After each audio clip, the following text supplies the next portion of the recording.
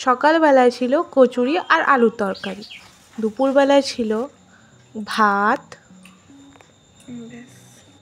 তারপরে ছিল বাদাম ভাজা দিয়ে আর পোস্ত ছড়িয়ে লাল শাক ভাজা, আর ছিল ঝুরি আলুর সাথে চিড়ে আর বাদাম দিয়ে একটা ভাজা, আর ছিল মাছের মাথা দিয়ে ঘন করে মুগের ডাল, যেটা কিনা আমার খুব ভালো লাগে খেতে। তো চলো প্রথমে ভাতটা ভেঙে নিয়ে এই লাল শাকটা দিয়ে মাখিয়ে খেয়ে নিই। এটা যা কি ভালো লাগে আমার, যে কি বলবো। আমার খুব প্রিয় একটা লাল শাক ভাজা। আর তারপরে ছিল মুড়ি ঘন্টর ডাল বা মাছের মাথার ডাল।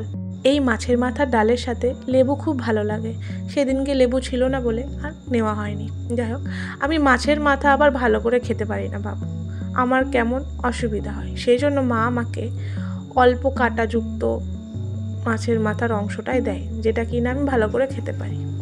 আর যাই হোক, এই মুড়ি ঘন্টর ডালের সাথে এই ঝুরি আলু ভাজা বা বেগুনি দুটোই খুব ভালো লাগে।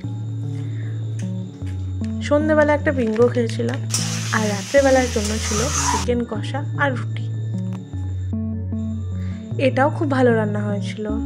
যাই হোক, আমার ভিডিওটা যদি ভালো লাগে তাহলে লাইক, কমেন্ট, সাবস্ক্রাইব করে দেবে। Thank you.